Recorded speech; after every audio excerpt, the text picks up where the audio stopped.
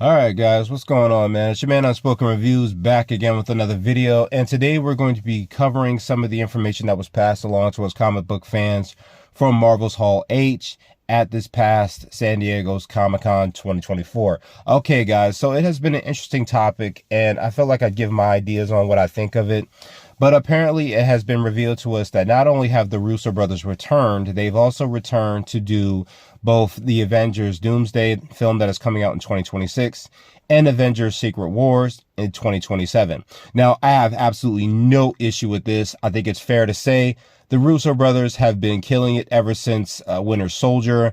They've done Civil War. They've done Infinity War. They've done Endgame. And every single time these guys have stepped behind the camera to do a Marvel film, let's just be honest and say these guys have always brought their A game. They've always known how to juggle multiple characters, not all characters, but many of them, and they have been able to make it work in such a way that have always left fans excited. And during the reveal of Avengers Doomsday, it seems that it's also been revealed that RDJ is returning to play Doctor Doom. That's right, guys. Tony Stark himself is coming back to play a Doctor Doom. Now, this has kind of left fans a little baffled. Some people are trying to figure out, is this the same Tony Stark from the MCU we've come to know, or is this a completely different Tony Stark? Now, I do believe that this is a variant of Tony Stark, since a lot of the previous films of Marvel have been a lot of to do with the multiverse. And more than likely, this is a variant of Tony Stark from a different timeline, and for some reason, he has become a danger to either the main MCU or maybe a different variant of the MCU or a different timeline in the MCU. Now, I'm not exactly certain how I feel about this. Now, a lot of comic book fans are excited. We all know RDJ has always murdered it, especially when he first became Tony Stark. Even when it was first just announced, everyone was excited because the way that he does his acting, it almost seems like his real life story, along with the comic book version of Tony Stark, has always seemed to blend it perfectly, that this guy would embody this character. And the man has never let us down from the time he first did Iron Man all the way up until Endgame when he snapped his fingers, even when he had his cameo in Far From Home, the way he's like, with the glasses, I think the message he leaves behind for Spider-Man. It's always been, Tony Stark has always been amazing, and RDJ has always done a great job making Tony Stark amazing.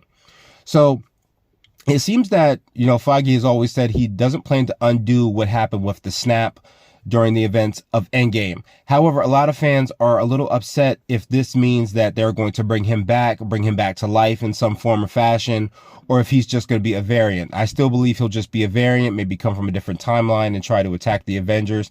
Now, it is going to be kind of hard to make this have meaning if that is the case, right? Say, for instance, he comes from a different timeline and then he attacks the Avengers of the MCU timeline. There's only maybe one Avenger that's left behind on the team that actually knows who Tony Stark is or who actually fought beside him. And that is only actually Sam Wilson. I mean, we do have Banner that might still be around. I don't know if he'll be involved with the Avengers at this point, or Thor, but we don't know if he'll be aligned with the Avengers at this point in time with this movie.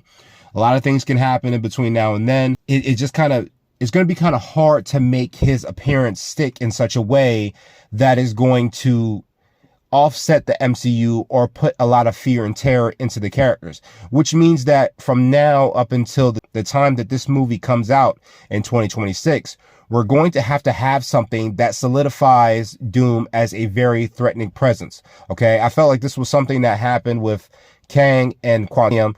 Kang was solidified as a legit threat. I still believe that Kang should have been able to kill Ant-Man in that film, but that's beside the point. That's beside the point. But my issue here is they have to figure out a way to make Doom a solidified threat that the Avengers realize they have to come together to stop him. And I am excited to see RDJ always do a great job, but it does kind of make me feel like, once again, Marvel is trying to rely on that nostalgia in order to make this character have meaning. And of course, they have their back doors and way of making it work that puts the reason why Tony Stark is Doom in this film. It feels like it's kind of a waste just relying on that instead of getting somebody new to really create a better idea of who this character is. Now, of course, we could always have it where the Fantastic Four has now joined the Avengers and fighting against this variant of Doctor Doom. And of course, Reed could see Doom and be like, hey, you're not the victor, I know. it would make sense if that did happen in the film, and then that would imply that later on down the line, we would see an actual Victor Von Doom that is different from the one we're going to get in Avengers Doomsday. Outside of that, guys, those are my thoughts on it. I'm not exactly sure how I feel about it. Like I said, I love RDJ. I am excited to see the Russo brothers coming back. Like I said, each side, both the actor and the directors have always done a great job. I do believe it is just a waste that we are not getting something new. Like I said, it does make sense having Tony Stark as a variant of Doom.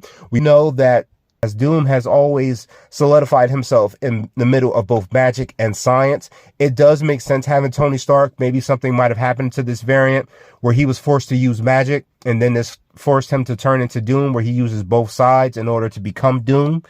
I don't know, but we'll just have to be patient and wait and see.